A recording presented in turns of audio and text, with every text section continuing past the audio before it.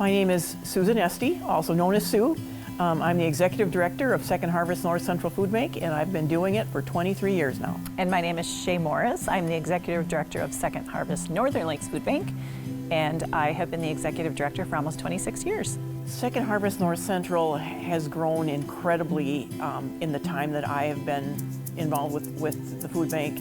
We started out as a very small, unprofessional, getting by with duct tape and baling twine, pulling things together just to get the work done. Second Harvest Northern Lakes Food Bank has grown tremendously as well over the last 25 years that I've been involved, and we distribute as many as 6 million meals, so it's incredible to see the growth. About 4 years ago, I decided it was time to retire, and when I could finally bring myself to talk about it, about 2 years ago, I went to Shay and said, well, I think I'm about ready. What do you think? And then the process started.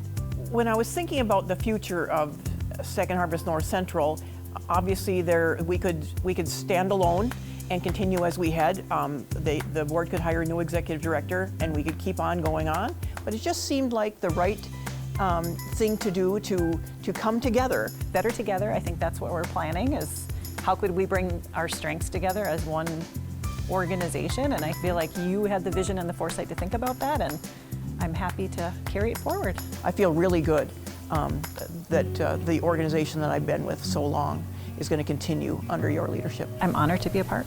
Thank you. We'll have way more opportunities to feed people who need it.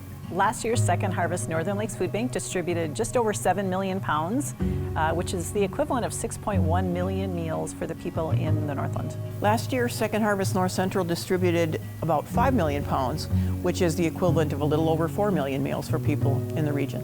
I think we've often been asked since the beginning, how is this going to feed more people? And even our board from the very beginning asked that question.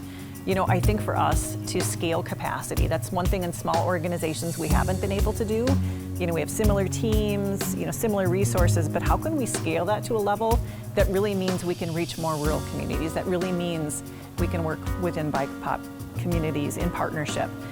There's just a lot of advantages to having an experienced and high-level team that we didn't have, with two smaller organizations. So I would say with the merger, I think the one important piece to say is that there are things that aren't going to change. I think we're still going to have a very trustworthy, good organization who is good at stewardship that'll provide engaging opportunities, both in Duluth and Grand Rapids.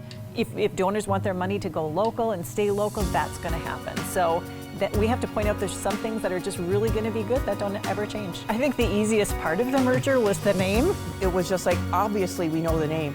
It's Second Harvest Northland.